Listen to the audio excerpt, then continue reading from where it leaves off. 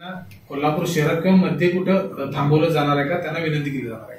नाही, आम्ही त्यांना प्रशासनातर्फे हीच विनंती करतोय की आपण केलेलं आवाहन आहे त्यामध्ये प्रशासनाच्या विनंतीचा मान ठेवून ती बाब न्यायप्रविष्ट असल्यामुळे आपण आवाहन जे केलेलं आहे ते मागे घ्यावं. शिवभक्तांना आपण पुन्हा एकदा आवाहन करावं. शासन स्तरावर देखील या दृष्टीने प्रयत्न सुरू आहेत की हा जो विषय आहे प्रलंबित त्या दृष्टीने पुढील आदेश मिळावेत माननीय न्यायालयाचे आणि पुढील कारवाई व्हावी. तर ते त्यांनी केलेलं आवाहन आहे त्यांनी ते मागे घ्यावं किंवा शिवभक्तांना पुन्हा दुसरं आवाहन करावं याबाबत आम्ही विनंती करतोय त्यांना. नाही जिल्हा प्रशासनातर्फे आणि अजूनपर्यंत तसं काही निर्णय झालेला नाही. कोल्हापुरामध्ये येत आहेत, परत त्यांच्याशी मी संपर्क करण्याचा प्रशासनातर्फे प्रयत्न करतोय.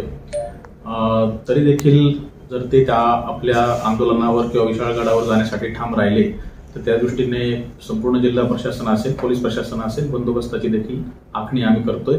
आणि जर त्या ठिकाणी शिवभक्त आले तर त्या ठिकाणी सर्व शिवभक्तांनी शांततेत यावं, शांततेमध्ये जावं.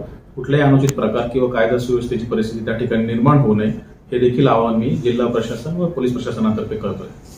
असणार आहे किंवा काय बंदोबस्त त्या ठिकाणी किंवा संभाजीराजेंना कोल्हापूर शहरात किंवा मध्ये कुठं थांबवलं जाणार आहे का, त्यांना विनंती केली जाणार आहे? नाही, आम्ही त्यांना प्रशासनातर्फे हीच विनंती करतोय की आपण केलेलं आवाहन आहे त्यामध्ये प्रशासनाच्या विनंतीचा मान ठेवून ती बाब न्यायप्रविष्ट असल्यामुळे आपण आवाहन जे केलेलं आहे ते मागे घ्यावं. शिवभक्तांना आपण पुन्हा एकदा आवाहन करावं. शासन स्तरावर देखील या दृष्टीने प्रयत्न सुरू आहेत की हा जो विषय आहे प्रलंबित त्या दृष्टीने पुढील आदेश मिळावेत माननीय न्यायालयाचे आणि पुढील कारवाई व्हावी.